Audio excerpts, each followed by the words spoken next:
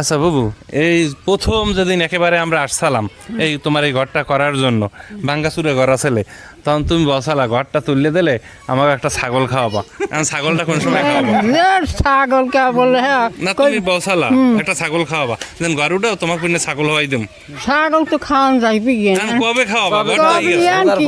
গড় দূর হাঁটতে পারি না, কি হলে ঘর তো হারিয়ে দিছি না, আমরা। কি হলে ছাগলটা খাওয়াবো? ঘর তো হারিয়ে দিছি আবার কারণ আছে সেই দেখা আমরা, তো ঘর হারিয়ে দিছি। আমি ছাগল খাওয়ার নিয়ে কথা দিছি। আমি তো আর বেশি খাইতে চাই না কোনো।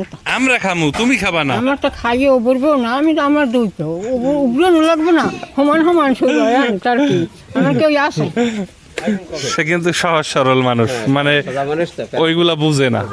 জাস্ট তার সাথে একটু আমরা মজা করলাম। আলহামদুলিল্লাহ, অবশেষে রাজিয়ার জন্য আমরা ঘরটা কমপ্লিট করছি। আর আপনাদেরকে সবাইকে বলছিলাম এই ঘরের যে প্রধান উদ্যোক্তা বন্ধু শাহাদাত উমরা হজে গেছিল, ও উমরা হজ থেকে ফিরছে, তাই আমরা আনুষ্ঠানিকভাবে রাজিয়ার হাতে ঘরের চাবি তুলে দেবো। বন্ধু তুমি বলো। আলহামদুলিল্লাহ, মহান রব্বুল আলমিনের দরবারে হাজার শুক্রিয়া।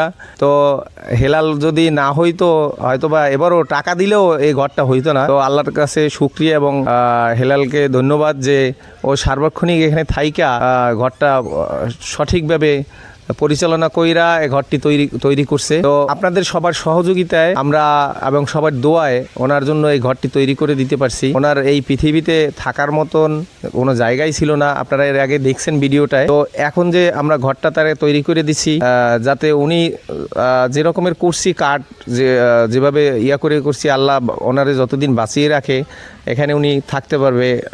মনে হয় যে ঘরের তেমন আর সমস্যা হবে না এবং ঘরের আর প্রয়োজনও হবে না। তো আর একটা বিষয় হচ্ছে, এটা আমরা জানাই রাখি, যেহেতু ওনার কেউ নাই এই পৃথিবীতে, যদি উনি কখনো মারা যায়, মানে মারা যাওয়ার পরে এই ঘরটি আমরা আবারও কোনো অসহায় মানুষটি দিব, ঠিক আছে? যেহেতু কেউ নাই, এই ঘরটি আবার কোনো ওনার মতনই কেউ অসহায় থাকলে ওনারই দিব। এই ঘরের অন্য কোনো ওনার ফ্যামিলি বা কেউ নাই, যেহেতু ওনারা ওয়ারিশ পাবে না। তো এখন আমরা ওনার কাছ থেকে শুনবো ওনার এটা অনুভূতি, এবং ওনাকে আমরা প্রথমে চাবিটা বুঝাইয়ে দিই ওনার ঘরের।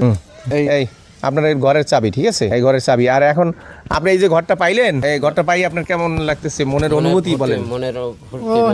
না, আমি তো খুশি, খুব খুশি। এবং যারা এখানে আপনার এই ঘর করতে অনেকে টাকা দিছে, হ্যাঁ অনেকেই টাকা দিয়েছে এখন পর্যন্ত 11,500 টাকা 11,500 টাকা ও দিছে মানুষ, বিদেশ দেয়া দেশ দেয়া বিভিন্ন জায়গায় মানুষ টাকা পাঠাইছে। তাদের জন্য দোয়া করবেন, ঠিক আছে? আর আরেকটা ব্যাপার, আর কিছু বলার আছে আপনার? না, আমার আর কি। আচ্ছা, আর একটা ব্যাপার বলি যেটা বলা হয় নাই, এই ঘরটি করতে টোটাল 36,000 টাকা 38,000 টাকা গেছে। টোটাল সব মিলে 38,000 টাকা গেছে। দুই ব্যান টিন হচ্ছে সরকার থেকে গেল বছর আমরা নিউজ করার পরে সরকার থেকে দিয়েছে 2 ব্যান টিন এবং 5,500 টাকা। তো এটার খরচ যাইয়া আমরা 5,000 টাকা হাতে পাইছি। বাকি টাকাটা 11,000 টাকা হেলালের ভিডিও দেখার পরে হেলালের কাছে পাঠাইছে। এখন যেই বাকি টাকাটা আছে এটা আমরা নিজেরা দিয়েই এখন পর্যন্ত ইয়ে করছি। ভালো থাকবেন সবাই, আমাদের জন্য দোয়া করবেন। ধন্যবাদ।